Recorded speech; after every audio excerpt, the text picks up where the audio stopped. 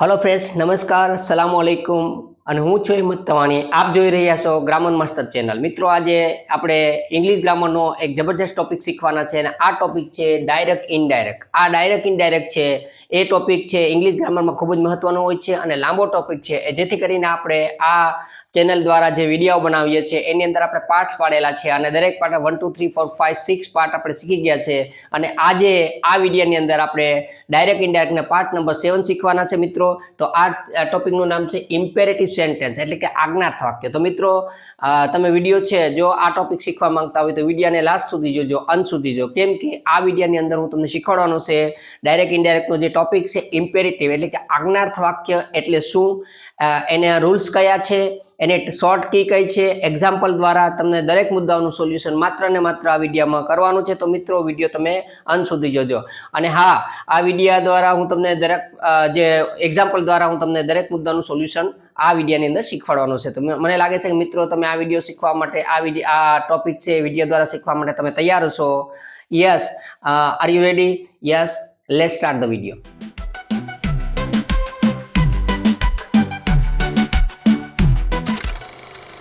Friends, હવે આજે આપણે ડાયરેક્ટ ઇનડાયરેક્ટ જ્યારે શીખીએ છીએ ત્યારે ઇમ્પેરેટિવ સેન્ટેન્સ એટલે આજ્ઞાર્થ વાક્ય। આજ્ઞાર્થ વાક્યની અંદર આપણે જોઈએ છે કે શું what is an imperative sentence, imperative sentence એટલે શું।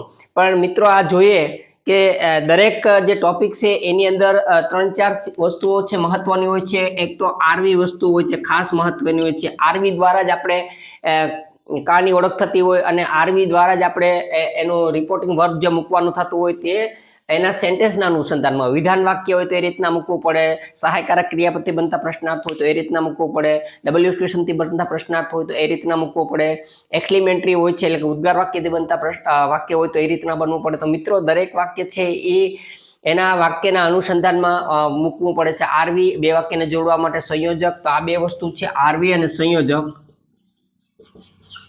આ તમારા માટે ખૂબ જ ઉપયોગી છે અને પરીક્ષાની અંદર અહીંયા પણ મિસ્ટેક થતી હોય છે અને પછી કાળ છે એ ચેન્જ થતા હોય છે અને વિભક્તિનું ચેન્જ થતું હોય છે। તો મિત્રો કાળ અને વિભક્તિ તો આપણે રૂલ્સ પ્રમાણે શીખી ગયા છે, એ પ્રમાણે એક પછી એક આવતા હોય છે, પરંતુ દરેક ટોપિક છે જે ડાયરેક્ટ ઇનડાયરેક્ટના જે પાર્ટ છે એ પાર્ટની અંદર ખાસ તો એનો આરવી અને સંયોજક છે એમાં ચેન્જીસ થતું હોય છે। તો મિત્રો ખાસ આપણે સમજી લેવું પડશે કે આરવી છે તે પહેલા વાક્યની અંદર રિપોર્ટિંગ છે એ અને સંયોજક આપણે સમજવું પડશે। તો આજે એવા જ સંયોજક જે આરવી છે ઇમ્પેરેટિવ સેન્ટેન્સની અંદર જે આપણે આરવી યુઝ કરવાના છે, જેવી રીતના આપણે મિત્રો એક્સક્લેમેટરી સેન્ટેન્સની અંદર એટલે કે આજ્ઞાર્થ ઉદ્ગાર વાક્યની અંદર આપણે જોયું છું કે જે આરવી આવે છે એનું લિસ્ટ મેં તમને આપ્યું હતું, એવી જ રીતના આ જે ઇમ્પેરેટિવ સેન્ટેન્સ જે આજ્ઞાર્થ વાક્ય છે એની અંદર પણ તમારે સામે હું અહીંયા આરવી જે છે એ લઈને આવ્યો છું। પણ મિત્રો હવે આપણે ટોપિક છે આજનો આજ્ઞાર્થ વાક્ય। આજ્ઞાર્થ એટલે શું? તો કે એમાં આજ્ઞા કરવામાં આવે છે। સમજી લો પહેલા આજ્ઞાર્થ વાક્ય એટલે શું? તો કે એની અંદર ડાયરેક્ટ આજ્ઞા કરવામાં આવે છે। દાખલા તરીકે એમાં તમે બારી બંધ કરો તો એમાં તમે શબ્દ ના આવે, ડાયરેક્ટ ક્રિયાપદથી થાય। બારી બંધ કરો, કર્મ અને ક્રિયાપદ વિશે કરતા કે આવતું ડાયરેક્ટ ક્રિયાપદથી થાય છે ઇંગ્લિશની અંદર। બારી બંધ કરો તો બારી છે કર્મ થયો અને બંધ કરો છે એ ક્રિયાપદ થયું ગુજરાતીની અંદર। આપણે એ રીતના વાક્ય વિશે આજ્ઞા એટલે આજ્ઞા કરવા। આજ્ઞા એટલે શું? તો કે કોઈને આજ્ઞા કરવી, સલાહ આપવી, સૂચન કરવું, જે કંઈ છે એ આપણી આજ્ઞાર્થ વાક્ય દ્વારા આપણે એનો ઉપયોગ કરી શકતા હોય છે। કોઈ પણ વસ્તુ દાખલા તરીકે હું તમને કહું તમે બુક ઓપન કરો તો આ વિધાન વાક્યથી પણ તમે શબ્દ કાઢી નાખીએ અને બુક ઓપન કરો। દાખલા તરીકે આપણે એક એક્ઝામ્પલ જોઈએ તો તમને ખ્યાલ આવે, તમે ઊભા થાવ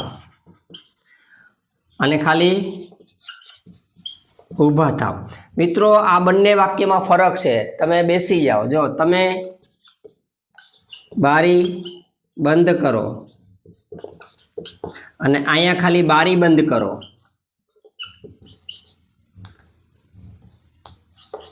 ફ્રેન્ડ્સ, આ ટોપિક દ્વારા જ આપણે આવા એક્ઝામ્પલ દ્વારા જ પેલા મગજમાં માઇન્ડમાં સેટ કરવું પડે કે આપણે આજ્ઞાર્થ વાક્ય કોને કહેવાય। આપણે ગુજરાતની અંદર રહીએ છીએ તો માત્ર ને માત્ર પહેલા આપણે ગુજરાતી લેંગ્વેજનું નોલેજ પણ હોવું જોઈએ, જેથી કરીને આપણે ઇંગ્લિશની અંદર અથવા તો અધર લેંગ્વેજની અંદર ફટાફટ સમજી શકીએ।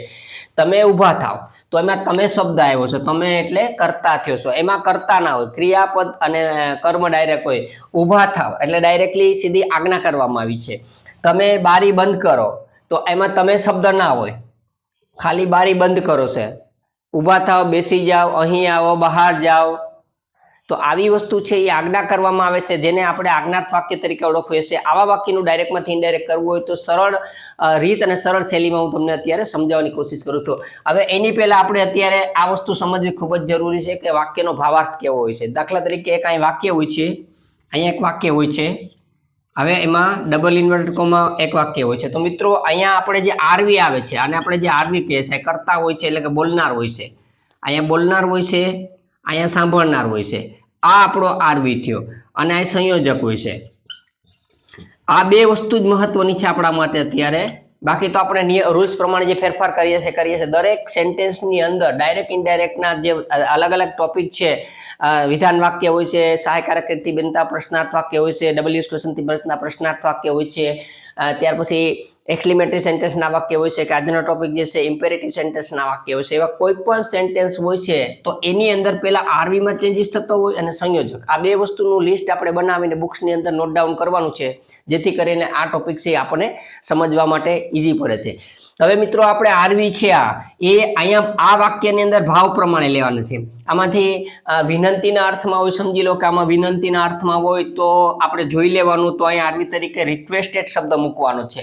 એવી રીતના આમાં ઓર્ડર હોય, હુકમ હોય, હુકમ આજ્ઞા અથવા તો હુકમ હોય તો એમાં ઓર્ડર આવે છે. ફરજ દર્શક હુકમ હોય તો કમાન્ડ. હવે મિત્રો આ બંનેમાં જરાક જોવા જેવું છે. આજ્ઞા આપણે કોઈને પણ કરી શકીએ છીએ. દાખલા તરીકે સ્કૂલની અંદર ભણતા હોય તો આપણા ટીચર એમ કહે કે પેજ નંબર 35 ઓપન કરો, એ આપણે આજ્ઞા કરે છે, આપણે ઓપન કરીએ છીએ. પરંતુ પોલીસ વિભાગમાં અથવા તો મિલિટરી વિભાગની અંદર કમાન્ડો હોય છે તો એ ફરજ દર્શક, બરાબર, એ ફરજ દર્શક એના રૂલ્સ પ્રમાણે કરવું પડતું હોય તો અહીંયા કમાન્ડ શબ્દ એટલે કમાન્ડેડ શબ્દ ઉપરથી કમાન્ડો શબ્દ ઉપરથી કમાન્ડેડ શબ્દ આવ્યો. અહીંયા અંદર ઓર્ડર આવે છે, હુકમ કરે છે. દાખલા તરીકે કોઈ પણ સ્કૂલ કે ઓફિસની અંદર હોય છે તો એમાં પ્રિન્સિપાલ છે અથવા તો એના જે મેઇન વ્યક્તિ છે, એચઓડી છે, એ એના ક્લાર્કને અથવા તો એના પ્યુનને છે એ ઓર્ડર કરે છે કોઈ ફાઇલ લેવા જવા માટે અથવા તો કોઈ કામ માટે. તો એમાં એને આજ્ઞા અથવા હુકમ આ રીતના કહેવાય છે, સિમ્પલ ઓર્ડર થાય છે. પરંતુ આર્મીની અંદર અથવા તો પોલીસ ડિપાર્ટમેન્ટની અંદર કમાન્ડ હોય છે, ફરજિયાત ફરજ દર્શક કમાન્ડ, ફરજ દર્શક હુકમ કરે તો તેને કમાન્ડેડ બોલાય છે. એવી રીતના આપણે કોઈને સલાહ સૂચન કરતા હોય છે, સલાહ આપતા હોય છે, તો એ સલાહ માટે આપણે એડવાઇસ કરતા હોય છે. શું કરતા હોય? એડવાઇસ. પછી સૂચન કરતા હોય છે, આપણે આમ કરવું જોઈએ, આમ ન કરવું જોઈએ. કોઈને આપણે સૂચન કરતા હોય તો ઇન્સ્ટ્રક્ટેડ શબ્દ આવે છે. પછી ઘણા વખતે ઘણી થ્રેટેડ કરતા હોય છે, ધમકી મારતા હોય છે કોઈ કામ અથવા તો કોઈ ઇસ્યુ માટે. એવી રીતના વોર્નેટ કરતા હોય. દાખલા તરીકે પરીક્ષામાં કોઈ સુપરવાઇઝર હોય છે અને એ સ્ટુડન્ટને કહેતો હોય, વોર્નેટ કરતો હોય કે હવે પછી આવી પ્રવૃત્તિ ન કરતા, એવી વોર્નેટ આપતા હોય.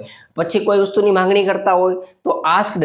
અને જ્યારે ઘણી વખત એવું હોય છે કે આપણને વાક્યની અંદર, આ સેન્ટેન્સની અંદર જ્યારે આપણો ભાવ સ્પષ્ટ ન થતો હોય ત્યારે આપણે ટોલ્ડ અથવા તો આસ્કનો ઉપયોગ કરી શકીએ. મિત્રો આ ભાવ આપણે ઓળખવો ક્યાંથી? અહીંયાથી ઓળખવાનો છે. આ સેન્ટેન્સમાંથી ભાવ ઓળખા પછી આ આરવી છે અહીંયા આવશે. ખાસ સમજી લેજો. પેલું વાક્ય હોય છે, એમાં અહીંયા બોલનાર હોય છે, અહીં સાંભળનાર હોય છે, અને આ આપણું આરવી છે, રિપોર્ટિંગ વર્બ. એટલે અહીંયા રિપોર્ટિંગ વર્બ આ છે. પણ એ મૂકવું કેના આધારે? તો કે આ વાક્યની અંદર ભાવ ચેક કરવાનો. આ વાક્ય જે કોઈ પણ વ્યક્તિ બોલ્યો છે એનો ભાવ કેવો છે એ આપણે આ વ્યક્તિ દ્વારા કોઈ વ્યક્તિ બોલ્યો છે આ વિભાગ દ્વારા આપણે એનો ભાવ જોયા પછી આપણે એનો આરવી છે અહીંયા સેટ કરી શકશું. તો મિત્રો મને લાગે છે કે તમે આ વસ્તુ સમજી ગયા છો. હવે આપણે આને આ જોઈએ છે, આ તમારે બુકની અંદર રાઇટ ડાઉન કરવું હોય તો તમે સ્ક્રીનશોટ પાડીને અથવા તો તમે તમારી રીતે લખી લેજો. ફરીથી કહી દઉં છું, વિનંતી માટે રિક્વેસ્ટેડ, આજ્ઞા અથવા હુકમ માટે ઓર્ડર, ફરજ દર્શક હુકમ માટે કમાન્ડેડ, સલાહ માટે એડવાઇસ, સૂચન માટે ઇન્સ્ટ્રક્ટેડ, ધમકી માટે થ્રેટેન્ડેડ, ચેતવણી માટે વોર્નેડ, માંગણી માટે આસ્ક. અને જ્યારે ભાવ સ્પષ્ટ ન થતો હોય કે આ વાક્યમાં કેવો ભાવ છે ત્યારે એમાં ટોલ્ડ કે આસ્કનો ઉપયોગ કરતા હોય છે. ફ્રેન્ડ્સ, આ વસ્તુ તમે સમજી ગયા છે. મને લાગે છે કે આ વસ્તુ ફટાફટ તમને હવે આવી જશે, કારણ કે તમે દરેક ટોપિક છે એ શીખી રહ્યા છે. એટલે માત્ર હવે આમાં આરવી અને સંયોજક જ જોવાનું છે. બાકી જે વિભક્તિના ફેરફાર ક્યાં થાય છે, ચેન્જીસ ક્યાં છે, એ તો તમને મિત્રો આવડે છે. અમુક શબ્દોના ફેરફાર ક્યાં થાય તે પણ તમને આવડે છે. કાર્ડની અંદર ચેન્જ કઈ રીતના કરો તે પણ તમને આવડે છે. દરેક વસ્તુ છે તમે આગળના વિડીયોમાં શીખી ગયા છો. માત્ર અહીંયા આપણે શું કરવાનું છે કે આરવી જે છે એનો ફરક ક્યાં આપણે કરવાનો છે અને સંયોજક તરીકે શું લગાડવાનું છે એને એ જ વાક્ય જોવાનું છે. તો મિત્ર, આ વસ્તુ તમે સમજી ગયા છો. એટલે હવે શોર્ટની અંદર આપણે આગળ વધી રહ્યા છે. હવે આપણે એક જોવાનું છે કે આ તો સમજાઈ ગયું આરવી. તો બે વાક્યને જોડવા માટે આપણે શું કરશું? તો કે વાક્ય હકાર હોય બરોબર પોઈન્ટ સમજી લેજો. પછી જ આપણે ઉદાહરણમાં જવાનું છે. હકાર વાક્ય હોય તો ટુ કરીને જોડી દેવાનું, અને નકાર વાક્ય હોય તો ફ્રેન્ડ્સ નોટ ટુ કરીને જોડી દેવાનું. આ ટોપિક તમે સમજી લેજો. શું કહેવા માંગુ, ડાયરેક્ટ ઇનડાયરેક્ટમાંથી આપણે જ્યારે ઇમ્પરેટિવ સેન્ટેન્સનો આપણે સેન્ટેન્સ બનાવીએ છીએ ત્યારે જ્યારે હકાર વાક્યની અંદર બે વાક્યને જોડવા માટે આવે તો હકાર વાક્યનું હોય તો ટુ કરીને જોડી દેવાનું, અને નકાર વાક્ય હોય તો નોટ ટુ કરીને જોડી દેવાનું. તો ફ્રેન્ડ્સ આ વસ્તુ છે એ મને લાગે છે કે તમને ક્લિયર થઈ ગઈ છે. હવે આમાં બહુ ટેન્શન લેવાની જરૂર નથી. ઇમ્પરેટિવ સેન્ટેન્સની અંદર આપણે જે કંઈ હોય છે એ ખાલી આરવી એક જોવાનું છે. આરવી આપણે સમજી ગયા, લિસ્ટ આપ્યું હતું, અને સંયોજક જોવાનું છે. તો આરવી આપણે લિસ્ટ આપી દીધું, લિસ્ટ પ્રમાણે એઝ લિસ્ટ પ્રમાણે લિસ્ટ આપી દીધું તો એ પ્રમાણે હમણાં અહીંયા લિસ્ટ હતું એ પ્રમાણે.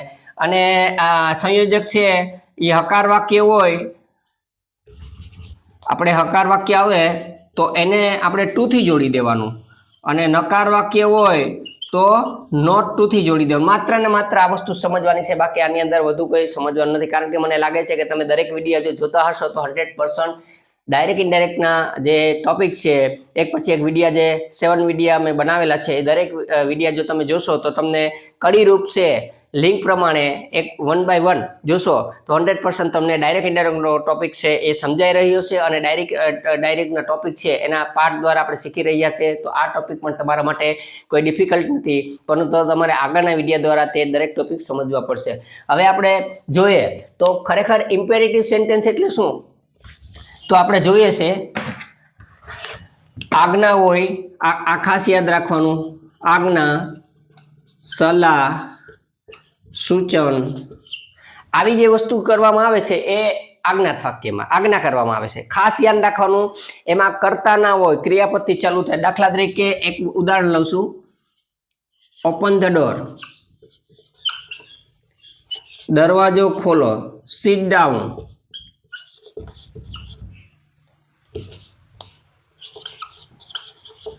Come here.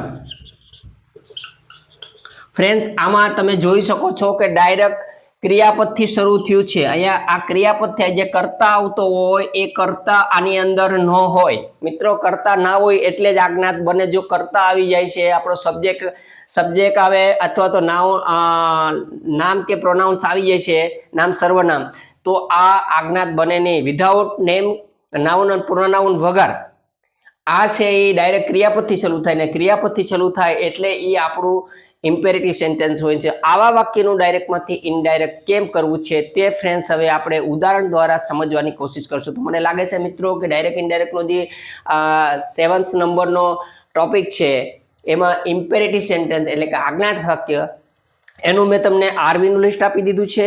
બે વાક્યને જોડવા માટે શું કરવાનું છે તે સમજાવી દીધું છું. આટલું જ માત્ર તમારે યાદ રાખવાનું છે ફ્રેન્ડ્સ. આ વિડીયોની અંદર ફટાફટ તમને હું આ ટોપિક છે એ સહેલાઈથી, સરળતાથી સમજાવીશ, અને મને લાગે છે કે તમે સમજી લેશો. તો મિત્રો હવે આપણે સેન્ટેન્સ દ્વારા ડાયરેક્ટમાંથી ઇનડાયરેક્ટ, ઇમ્પેરેટિવ સેન્ટેન્સનું ડાયરેક્ટમાંથી ઇનડાયરેક્ટ કેમ થાય છે તે શીખવા માટે પ્રયાસ કરશું. ફ્રેન્ડ્સ હવે આપણે આગળના એક્ઝામ્પલ દ્વારા આપણે પ્રેક્ટિકલ રીતે શીખીએ છીએ, એટલે તમને ખ્યાલ આવે છે કે આ ઇમ્પેરેટિવ સેન્ટેન્સનું ડાયરેક્ટમાંથી ઇનડાયરેક્ટ કેમ થાય. હવે આપણે જોઈએ, ધી ડોક્ટર સેડ ટુ મી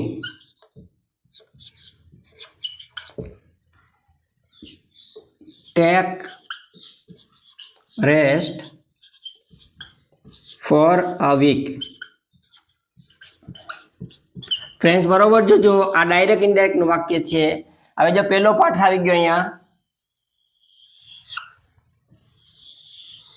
અને આ બીજો ભાગ છે ડબલ ઇન્વર્ટેડ કોમા વાળો. ફ્રેન્ડ સમજો. હવે જો અહીંયા આપણો આરવી છે, શું છે અત્યારે આરવી, આ બોલનાર થયો, આ સાંભળનાર થયો. હવે આ છે આપણું એક્સપ્લેમેટરી સેન્ટેન્સનું સેન્ટેન્સ છે, ડબલ ઇન્વર્ટેડ કોમાની અંદર આ બોલનારે છે વાક્ય કીધું છે. હવે ઘણી વખત આની અંદર શું હોય છે કે બોલનાર વ્યક્તિ છે એ જ કહેતો હોય છે, કેને કહેતો હોય, સાંભળનાર વ્યક્તિ માટે જ આ સેન્ટેન્સ વપરાણું છે. કોઈ વ્યક્તિ સાંભળનાર હોય એના માટે જ, અથવા તો કોઈ વ્યક્તિ માટે જ આ સેન્ટેન્સ વપરાણું હોય છે, તો એને આજ્ઞા થઈ હોય છે. હવે આવા વાક્યોને આપણે ડાયરેક્ટમાંથી ઇનડાયરેક્ટ કરીએ. આ વાક્ય ઇમ્પેરેટિવ સેન્ટેન્સ છે, આપણને ખબર ક્યાંથી પડે? અહીંથી. અહીંયા કરતા નથી. જો કરતા હોત તો આપણને ખબર પડે. દાખલા તરીકે યુ હોય, સીટ હોય, અથવા નામ અથવા સર્વનામ, નાઉન કે પ્રોનાઉન અહીંયા હોય તો આપણને ખબર પડે કે આ તો વિધાન વાક્ય છે, પરંતુ અહીંયા ડાયરેક્ટ ક્રિયાપદ ટેક એટલે લેવું, take rest for a week એટલે અહીંયા ડોક્ટર છે. હવે આપણને કેમ ખબર પડશે કે આમાં ભાવ કેવો આવશે? તો એના માટે ફ્રેન્ડ્સ આપણે એ મેં તમને પહેલા કીધું ત્યારે કોણ બોલે છે તો કે ડોક્ટર. કોને કહે છે તો કે મને. શું કહે છે તો કે take rest for a week. એટલે ડોક્ટર છે આપણને ધમકી મારતો હોય, સૂચન કરતો હોય કે સલાહ કરતો હોય, એડવાઇસ કરતો હોય. શું કરતો હોય કે ભાઈ તમારે આ મેડિસિનની ને આ લેવાની, આ ખોરાકની ને આ ખોરાક લેવાનો છે, અથવા તો તમારે આરામ કરવાનો છે. એવી કોઈ પણ જ્યારે માણસ બીમાર હોય ને, આ પેશન્ટ છે એ ડોક્ટર પાસે જાય ત્યારે શું કરતા હોય એ આપણે માઇન્ડથી સેટ કરી અને આપણે વિચારવાનું કે ડોક્ટર છે અને મને કહે છે I take rest for a week. આખું સેન્ટેન્સ આપણે સમજવું પડશે. 1 અઠવાડિયાનો આરામ કરો, ડોક્ટર સલાહ આપે છે. તો ધ ડોક્ટર, બરાબર ધ્યાન રાખજો, ધી ડોક્ટર. હવે આમાં આરવી મૂકવાનું છે એટલે આરવી નો આપણે ફેરફાર કરવો પડશે. એડવાઇઝડ, મેં તમને લિસ્ટ આપ્યું છે ફ્રેન્ડ્સ, એ લિસ્ટ જોઈ લીજો. અહીંયા આરવી સેટ છે, અહીંયા એડવાઇઝડ થઈ ગયું. શું કારણ છે કે ઇમ્પેરેટિવ સેન્ટેન્સને ડાયરેક્ટમાંથી ઇનડાયરેક્ટ ફેરવવાનું છે. એટલે ધ ડોક્ટર એડવાઇઝડ મી, આમાંથી ટુ નીકળી જશે. એક આજ્ઞા ઉદ્ગાર વાક્યની અંદર આપણે આરવી પછી ટુ મૂકતા હતા, બાકીના બધા વાક્યની અંદર ટુ નીકળી જશે. બરાબર, અહીંયા સુધી પૂકી ગયું. ધ ડોક્ટર છે એડવાઇઝ મી, પછી બે વાક્યને જોડવા માટે જે સંયોજક, આપણે સંયોજક તરીકે શું લેશું તો કે હકાર વાક્ય હોય તો ટુ જોઈન્ટ કરવાનું છે, અને નકાર વાક્ય હોય તો નોટ ટુ જોઈન્ટ કરવાનું છે. એટલે આ વાક્ય હકાર છે. ડોન્ટ કે ડઝન્ટ કે ડોન્ટ કે ડઝન્ટ નથી. જો ડોન્ટ કે ડઝન્ટ ની શરૂઆતમાં આવ્યું હોય તો આપણે એ વાક્ય નકાર સમજી શકીએ, પણ અહીંયા ડાયરેક્ટ ક્રિયાપદ છે સિમ્પલ રીતે, એટલે એ વાક્ય હકાર છે. હકાર વાક્યનું ડી માંથી આઈમાં એટલે કે ડાયરેક્ટ થી ઇનડાયરેક્ટમાં રૂપાંતર કરવા માટે માત્ર બે વાક્યને જોડવા માટે શું આવશે? ટુ. આગળના વાક્યમાં આપણે ધેટ મૂકતા હતા, અથવા ઇફ મૂકતા હતા, અથવા તો WS વર્ડ્સ મૂકતા હતા, પણ અહીંયા એ નથી. અહીંયા આરવી ચેન્જ થઈ જાય. મેં તમને આગળ પણ કીધું છે કે તમારે બે જ વસ્તુ યાદ રાખવાની છે. શું? દરેક વાક્યની અંદર બે વસ્તુ તમારે યાદ કરવાનું છે. બાકી તમને આગળના નિયમ આના જે રૂલ્સ છે એ પ્રમાણે જ રહેશે. વિભક્તિ બધામાં ચેન્જીસ થતું હોય એ પ્રમાણે રૂલ્સ પ્રમાણે કરવાનું છે. કાર્ડ છે એ રૂલ્સ પ્રમાણે કરવાનું છે. પરંતુ આરવી એટલે કે અહીંયા જે આરવી હોય છે, અહીંયા સેટ છે, અહીંયા એડવાઇસ થઈ ગયું છું. તો તમને એમ થશે કે અહીંયા એડવાઇસ ક્યાંથી આવ્યું? તો મિત્રો આપણે જોવાનું છે કે મેં તમને ઇમ્પેરેટિવ સેન્ટેન્સની અંદર તમને લિસ્ટ બનાવીને થોડી વાર પહેલા જ આપેલું છે. એ લિસ્ટ તમે બુકની અંદર રાઇટ ડાઉન કરી લેજો, પછી તમારા સમય ઉપર તમે એને યાદ કરી લેજો એટલે તમને ખ્યાલ આવે. અને એ આરવી કેવી રીતના યુઝ આપણે કરવું કેમ ખબર પડે? તો ફ્રેન્ડ્સ, આ જે વસ્તુ છે બોલનાર સાંભળનાર જોવાનું, બોલનાર શું છે અને ક્યુ સેન્ટેન્સ બોલે છે, કયા ભાવની અંદર બોલે છે, એ આપણે સમજવાની કોશિશ કરવી પડશે. અને practice and practice makes man well. Practice દ્વારા જ આપણે માનવીને ટૂંકમાં સારો બનાવે છે. એટલે જો અહીંયા ધ ડોક્ટર છે, સેડનું એડવાઇસ થઈ ગયું છે, કારણ કે આની અંદર ભાવ છે સલાહનો. Take rest for a week. Doctor એમ કહે છે કે 1 અઠવાડિયાનો તમે આરામ કરો, રેસ્ટ કરો છો, એ સલાહ આપી છે. એટલે ધ ડોક્ટર અહીંયા સેટ છે નું ડાયરેક્ટમાંથી ઇનડાયરેક્ટ કરી ત્યારે એડવાઇસ થઈ ગયું છે, પછી ટુ કાઢીને મી. હવે સંયોજક તરીકે હકાર વાક્ય હોય તો બે વાક્યને જોડવા માટે ટુ, અને નકાર વાક્ય હોય તો બે વાક્યને જોડવા માટે નોટ ટુ. એટલે આ હકાર વાક્ય છે ટુ. પછી આપણે આમનામ વાક્ય લેવાનું છે ટેક, એમાં કોઈ વિભક્તિ નથી. Rest for a week. ચલો ફ્રેન્ડ્સ, આ આપણું ડાયરેક્ટમાંથી ઇનડાયરેક્ટ થઈ ગયું છે. આ પહેલું વાક્યમાં કોઈ વિભક્તિ નથી, કોઈ કાર્ડને લેવા દેવા નથી, છે નહીં, એટલે આપણે એમને મૂકી દીધું. માત્ર ફરક આપણો ક્યાં થયો?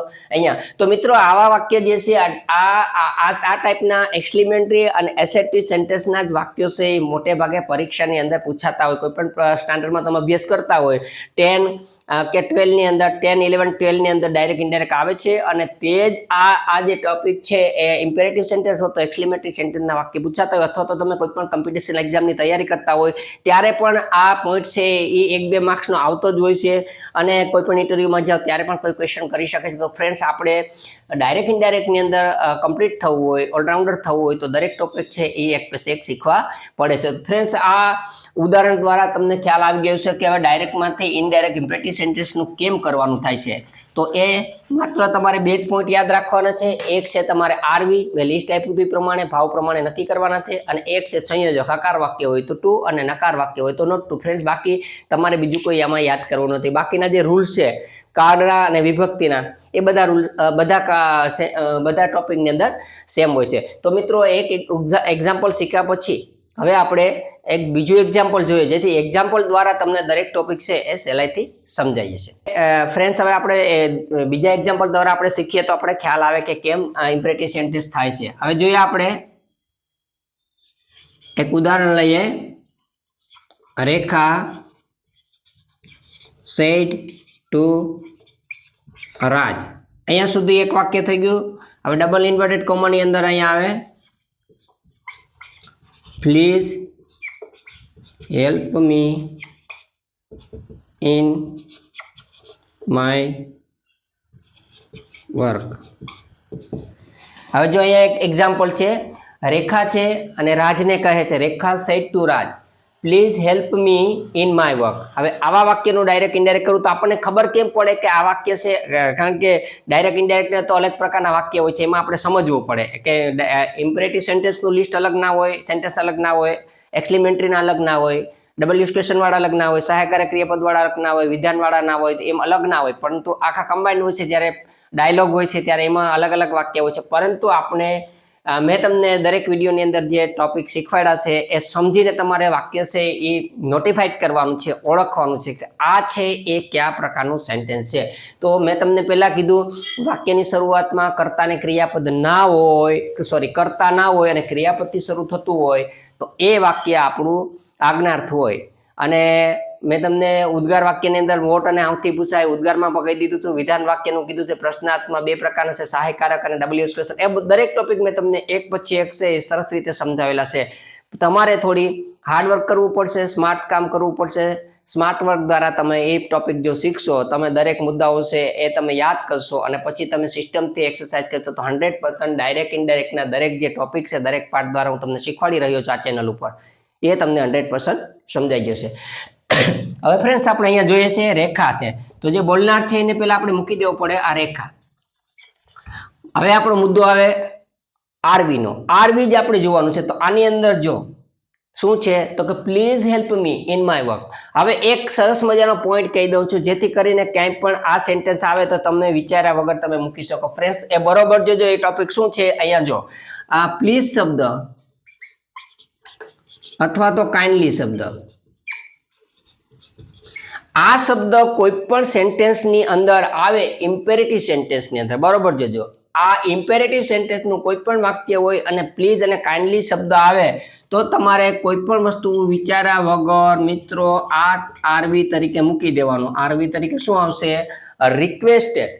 RESQUEST, requested. પ્લીઝ કે કાઇન્ડલી શબ્દ જ્યારે ડાયરેક્ટમાંથી ઇનડાયરેક્ટ કરતા હોય ઇમ્પેરેટિવ સેન્ટેન્સની અંદર, વાક્યની શરૂઆતમાં ક્યાંય પણ પ્લીઝ કે કાઇન્ડલી આવે એટલે તમે વિચારવાનું ને કે આનો ભાવ કયો આવશે. હું તમને હિન્ટ આપી દઉં, શોર્ટ કી આપી દઉં છું કે પ્લીઝ કે કાઇન્ડલી શબ્દ ક્યાંય પણ વાક્યની અંદર, આજ્ઞાર્થ વાક્યની અંદર આવે તો તમારે એનું ડાયરેક્ટ ઇનડાયરેક્ટ કરવાનું થાય. તો એમાં એનો ભાવ કયો આવે છે એ ભાવ તમને ફટાફટ ખ્યાલ આવી જશે કે પ્લીઝ કે કાઇન્ડલી શબ્દ આવે તો આપણે આરવી તરીકે શું કરવાનું છે? રિક્વેસ્ટેડ. હવે જ્યારે એવા વાક્યનું ડાયરેક્ટમાંથી ઇનડાયરેક્ટ કરતા હોય ત્યારે પ્લીઝ કે કાઇન્ડલી શબ્દને ડાયરેક્ટમાંથી ઇનડાયરેક્ટ કરીએ ત્યારે ઓમિટ કરી નાખવાનો આવે, કાઢી નાખવાનો આવે, ડિલીટ કરી નાખવાનો આવે. તો ફ્રેન્ડ્સ, આ વસ્તુ તમે લખી નાખજો. હવે અહીંયા આપણે જોઈ લીધું કે પ્લીઝ શબ્દ અહીંયા આવ્યો એટલે આપણે શું કરશું? રિક્વેસ્ટેડ. કારણ કે આની અંદર રિક્વેસ્ટ કરવામાં આવે છે. પ્લીઝ કે કાઇન્ડલી આપણે કોઈને મદદ કરો, પ્લીઝ હેલ્પ મી, મદદ કરો, બરાબર. કાઇન્ડલી એટલે દયાનો ભાવ હોય, હેલ્પ કરવા માટે આપણે કહે છે તો આ વસ્તુમાં આપણે રિક્વેસ્ટેડ આરવી તરીકે યુઝ કરશું ફ્રેન્ડ. તો અહીંયા રેખા બોલે છે, આઈ સેડ છે, તો એનો આપણે અહીંયા રિક્વેસ્ટેડ આરવી લઈ લીધું છે ફ્રેન્ડ્સ. આવી વસ્તુ જ ખાસ સમજવાની છે. અહીંયા સેડનો આ રિક્વેસ્ટેડ થઈ ગયો, પછી ટુ કાઢી અને જે સાંભળનાર છે એને આપણે એમને મૂકી દેવાનું છે. રેખા રિક્વેસ્ટેડ રાજ. હવે વિધાન વાક્ય છે કે શું છે આ? તો કે સેન્ટેન્સ છે એ વિધાન વાક્ય છે. તો વિધાન વાક્યને વાક્ય હોય છે હકાર વાક્ય હોય તો બે વાક્યને જોડવા સંયોજક આપણે શું લગાડશું? ટુ. નકાર વાક્ય હોય ફ્રેન્ડ્સ તો બે વાક્યને જોડવા માટે આપણે સંયોજક શું લગાડશું? Not two. એટલે આ વાક્ય હકાર છે તો આપણે બે વાક્યને જોડવા માટે શું લગાડ્યું? ટુ. આ આપણું આરવી થયું ને આ આપણું સંયોજક, જેને ઇંગ્લિશમાં આપણે કંજક્શન કહીએ છીએ, ડાયરેક્ટ ઇનડાયરેક્ટની ભાષામાં સંયોજક. આ શું છે આપણું? સંયોજક. ફ્રેન્ડ્સ, આ બે ટોપિક જ આને પહેલા વાક્યની અંદર મહત્વના છે. એક તો આરવી શું યુઝ કરી શકીએ આપણે? અને બે વાક્યને જોડવા માટે સંયોજક આપણે શેનો ઉપયોગ કરી શકીએ? માત્ર ને માત્ર જો આ બે પોઈન્ટ તમને સમજાઈ જાય તો ઇમ્પેરેટિવ સેન્ટેન્સ છે તમને સહેલાઈથી પ્રેક્ટિસ દ્વારા આવડી જશે. તો અહીંયા આપણે થઈ ગયું છે. હવે આપણે વાક્ય બનાવવાનું છે તો આ શબ્દ નીકળી જશે. મેં તમને કીધું કે વાક્યની અંદર જ્યારે પણ પ્લીઝ કે કાઇન્ડલી શબ્દ આવે અને એનું એક્સપ્લેમેટરી સેન્ટેન્સની અંદર પ્લીઝ કે કાઇન્ડલી શબ્દ આવે અને એવા સેન્ટેન્સનું આપણે ડાયરેક્ટમાંથી ઇનડાયરેક્ટ કન્વર્ટ કરવાનું થાય તો એ શબ્દ કાઢી નાખવાનો છે અને પછી આપણે અહીંયા હેલ્પનું હેલ્પ રહેશે. પછી મી વિભક્તિનો ફેરફાર કાયમી માટે બધામાં રહેશે. ફ્રેન્ડ્સ યાદ છે 123 ના છેદમાં સન આ વિભક્તિ આ નિયમ ખૂબ જ મહત્વનો છે અને આપણી રીતે સરળતા રહે એટલા માટે મેં 123 ના છેદમાં સનનો નિયમ બનાવ્યો. જે ફ્રેન્ડ્સને પહેલો જ વિડીયો ડાયરેક્ટલી આ જોતા હોય તો આ વસ્તુ સમજાશે નહીં. તમારે ડાયરેક્ટ ઇનડાયરેક્ટનો સંપૂર્ણ ટોપિક શીખવો હોય તો તમારે પાર્ટ 1, 2, 3, 4, 5, 6 જોયા પછી ને પછી અત્યારે 7 નંબરનો પાર્ટ તમને સમજાશે. ત્યાં સુધી તમને આ પાર્ટ સમજાશે નહીં. તો પહેલો પુરુષ, બીજો પુરુષ ને ત્રીજો પુરુષ, તો વિભક્તિ ચેન્જ કરો, ચેક કરો ફ્રેન્ડ. આ કેટલામાં પુરુષ છે? પહેલો પુરુષ. પહેલા પુરુષનો ફેરફાર સબ્જેક્ટ એટલે કર્તા કોણ છે? રેખા. એટલે આનો ફેરફાર રેખા પ્રમાણે થશે. હવે જો આઈ મી સેકન્ડ નંબરનું વિભક્તિનું રૂપ છે, બીજો રૂપ છે. તો રેખા છે એટલે રેખા, છોકરી છે, ગર્લ્સ છે એટલે છે. અહીંયા સી નું સેકન્ડ નંબરનું વિભક્તિનું રૂપ થાય હર. પછી ઇન. માય છે એ પેલો પુરુષ છે, આઈ મી ને માય એનું પણ ફેરફાર આના પ્રમાણે થશે રેખા.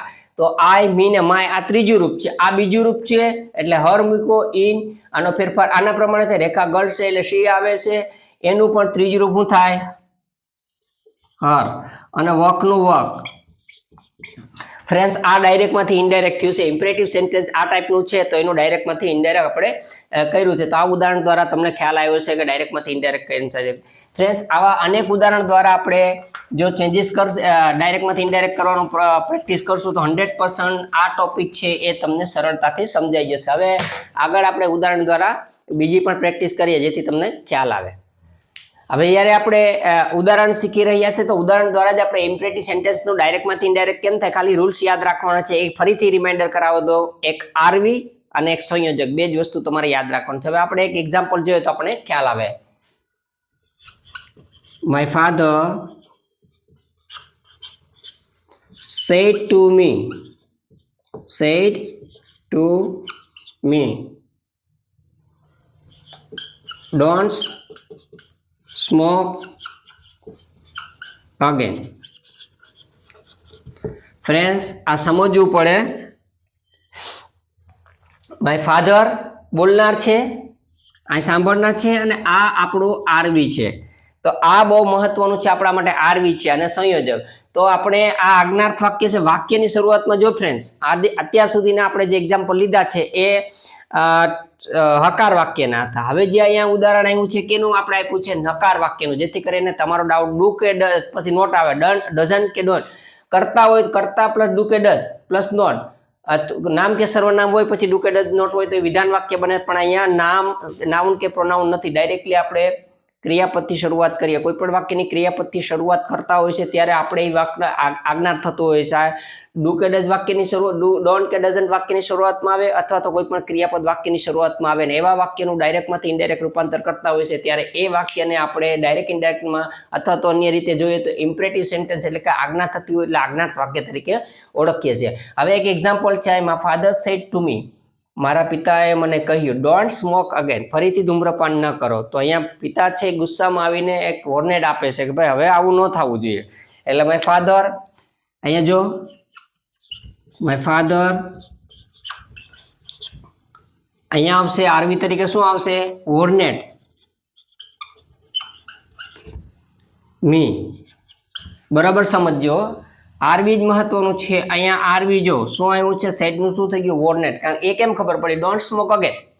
ધૂમ્રપાન કરતા હોય સારી વસ્તુ નથી. આપણા ફેમિલી મેમ્બરમાંથી કોઈ પણ આપણે જોઈએ અથવા તો આપણા જે રિસ્પેક્ટેબલ વ્યક્તિ છે, એલ્ડર છે, એ આપણને ખીજાય છે, વોર્નેટ આપે છે કે હવે ફરી વખત આપણે કોઈ મિસ્ટેક કરીએ તો આવું ન થવું જોઈએ. એ વોર્નેટ આપે ચેતવણીના રૂપમાં.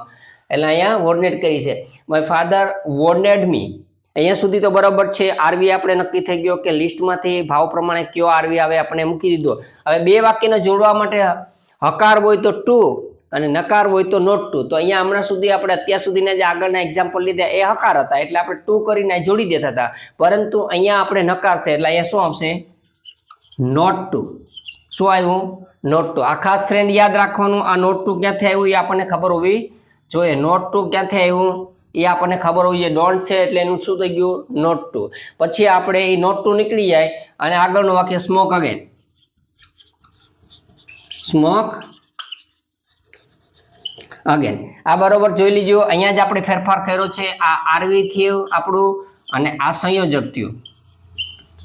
દરેક વાક્યની અંદર આ બે જ વસ્તુનો ફેરફાર કરવાનો છે, પરંતુ અહીંયા આ મહત્વનું એટલા માટે છે કે દરેક વાક્યની અંદર આપણે ભાવ ઓળખતા આવડવું પડશે. આપણે એનો ભાવ કેવો છે તો ને તો જ આપણને ખબર પડશે. બાકી આવા વાક્યની અંદર આપણને ખબર પડશે નહીં કે કઈ રીતના એનો ભાવ આવે છે. એ બોલનાર સાંભળનાર જોવાનો, ત્યાર પછી વાક્ય ચેક કરવાનો. એ સ્મોક અગેન તો કેવો ભાવ હોય છે? દાખલા તરીકે કોઈ પણ વસ્તુ છે એ કોઈ ધમકી આપતું હોય તો એવો ભાવ હોય છે, કોઈ સલાહ આપતું હોય તો એવો ભાવ હોય છે, કોઈ સૂચન કરતું હોય તો એવો ભાવ છે, તો આવી કોઈ હુકમ કરતું હોય તો એવો ભાવ છે. એ આપણે ઇંગ્લિશ શીખતા હોય તો ફ્રેન્ડ્સ આપણે એ બધી વસ્તુનું નોલેજ હોવું જરૂરી છે, કારણ કે અત્યાર સુધીના દરેક વિડિયાની અંદર આપણે ગ્રામર ઘણા બધા ટોપિકના વિડીયો શીખી ગયા છે, ટેન્સ શીખી ગયા છે, ત્યાર પછી પાર્ટ્સ ઓફ સ્પીચના જે અલગ અલગ ટોપિક છે, નાઉન છે, પ્રોનાઉન છે, સેન્ટેન્સના પ્રકાર છે, આ દરેક વસ્તુ આર્ટિકલ છે, એવા ઘણા ટોપિક શીખી ગયા અને એ તમને ખૂબ ઉપયોગી થવાના છે. ફ્રેન્ડ્સ તમને લાગતું હોય છે કે એક વિડીયો બનાવીને રહી ગયો, એવું નથી. ફ્યુચરની અંદર દરેક વિડીયોમાં દરેક જે ટોપિક શીખવાડ્યા છે વિડીયો દ્વારા, ફ્રેન્ડ્સ એ વિડીયો તમારા માટે આજે નહીં તો કાલે ક્યાંય ને ક્યાંય તમારે હેલ્પફુલ થવાના છે. અને ઇંગ્લિશ એ ખૂબ જરૂરી છે ફ્રેન્ડ્સ. કહેવાય છે કે આજે નહીં તો કાલે અંગ્રેજી વિના નહીં ચાલે. તો મિત્રો ફ્રેન્ડ એ વાત સત્ય છે.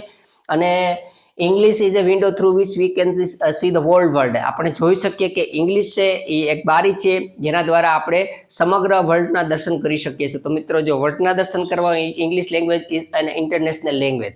આ છે ઇન્ટરનેશનલ લેંગ્વેજ છે, એટલા માટે જ આપણે એનું મહત્વ છે. ફ્રેન્ડ્સ આપણે દરેક જગ્યાએ વિધાઉટ ઇંગ્લિશ આપણે ચાલતું નથી. અને જો ઇંગ્લિશ હોય તો આપણું ઇમ્પ્રેશન પણ સારી રહે છે, આપણું માન સન્માન રહે છે. ક્યાંય પણ જોબની અંદર જાય છે અથવા તો કોઈ પણ જગ્યાએ જાય, જે વ્યક્તિને ઇંગ્લિશનું નોલેજ હોય છે એને માન સન્માન અને રિસ્પેક્ટ મળતો હોય છે અને તેના કામ ફટાફટ થતા હોય. તો મિત્રો ઇંગ્લિશ શીખવું આપણા માટે જરૂર છે. તેમાં પણ આપણે સ્ટુડન્ટ હોય તો ગ્રામેટિકલ મિસ્ટેક આપણી વારંવાર થતી હોય છે, તો એ મિસ્ટેકને દૂર કરવા માટે આપણે પ્યોર ઇંગ્લિશ લેંગ્વેજ શીખવાની છે વિથ ઇંગ્લિશ ગ્રામર. તો ફ્રેન્ડ આ છે આપણે ગ્રામર આવડા સિવાય આવડવાનું નથી. જેથી કરીને હું તમને શીખવાડું છું મારી સરળ શૈલીમાં, સરળ ભાષામાં અને સરળ રીતમાં હું તમને એ ઇંગ્લિશના દરેક ટોપિક, ગ્રામરના દરેક ટોપિક શીખવાડવાનો પ્રયત્ન કરું છું. અને મિત્રો મને લાગે છે કે તમે દરેક ટોપિક છે એ એક પછી એક શીખી રહ્યા છો, એ જ ખૂબ મહત્વની વાત છે. તો ફ્રેન્ડ્સ આપણે આજે ડાયરેક્ટ ઇનડાયરેક્ટના ઇમ્પરેટિવ સેન્ટેન્સમાં આગળના વાક્ય વિશે આપણે વાત કરી. તો મને લાગે છે કે આ ટોપિક છે એ તમને ઉદાહરણ દ્વારા ખરેખર સમજાઈ ગયો છે. મેં તમને ફરીથી રિમાઇન્ડર કરાવી દઉં કે આપણે ઇમ્પરેટિવ સેન્ટેન્સની અંદર જે લિસ્ટ આપ્યું હતું એ લિસ્ટની અંદર આરવી આપેલા છે, રિપોર્ટિંગ વર્બ. એ રિપોર્ટિંગ વર્બ છે એ યાદ કરવાના છે, ભાવ પ્રમાણે મૂકવાના છે. સંયોજક તરીકે વાક્ય હકાર હોય તો ટુ અને નકાર હોય તો નોટ ટુ આપણે મૂકવાનું છે.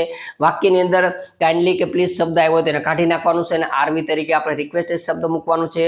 અને આજ્ઞાર્થી એટલે આજ્ઞા કરવામાં આવે છે, એમાં કરતા ના હોય, ડાયરેક્ટ ક્રિયાપદથી શરૂઆત થાય છે. મિત્રો આ જ વસ્તુ તમારે 2-3 ટોપિક છે એ યાદ કરવાના છે. બાકી આમાં વધારે વિશેષ તમારે કંઈ યાદ કરવાનું નથી.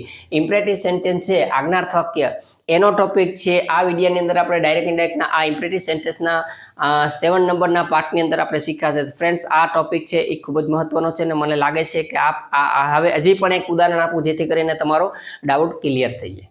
ફ્રેન્ડ્સ હવે એક એક્ઝામ્પલ, નકાર વાક્યનું એક એક્ઝામ્પલ આપું જેથી કરીને તમને જે કંઈ છે એ ડાઉટ ક્લિયર થઈ જાય. Grandmother said to a little child,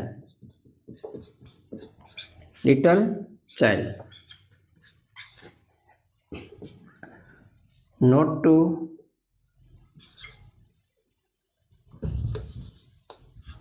don't go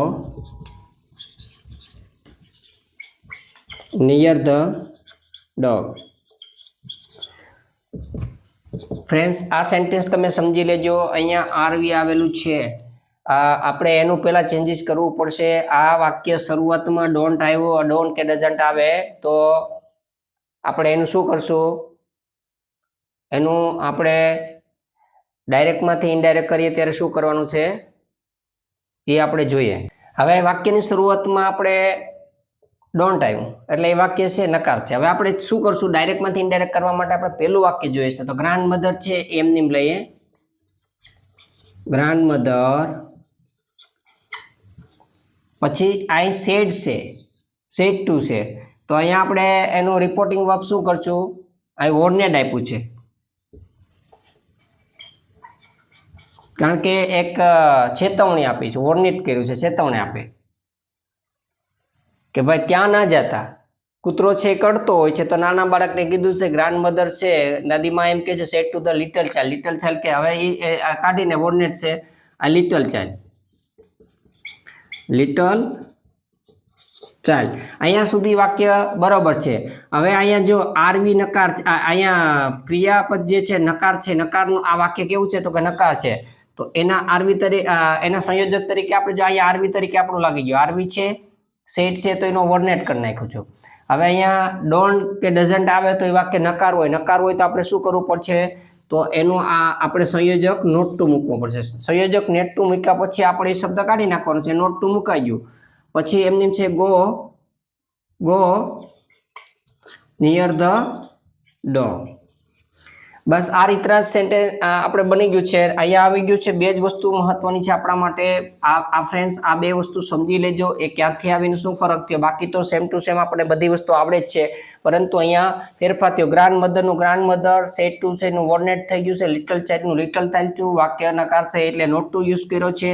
પછી ગો નિયર ધ ડોગનું ગો નિયર ધ ડોર. તો ફ્રેન્ડ્સ આ વાક્ય દ્વારા તમને સમજાઈ ગયું છે કે ડાયરેક્ટમાંથી ઇનડાયરેક્ટ આપણે કઈ રીતના કરી શકીએ છીએ. મિત્રો આજે આપણે ડાયરેક્ટ ઇનડાયરેક્ટનો ઇમ્પરેટિવ સેન્ટેન્સનો જે ટોપિક છે એ આ 7th નંબરના પાર્ટની અંદર શીખી ગયા છે. મિત્રો મને લાગે છે કે તમારા માટે આ પાઠ ખૂબ જ ઉપયોગી થવાનું છે.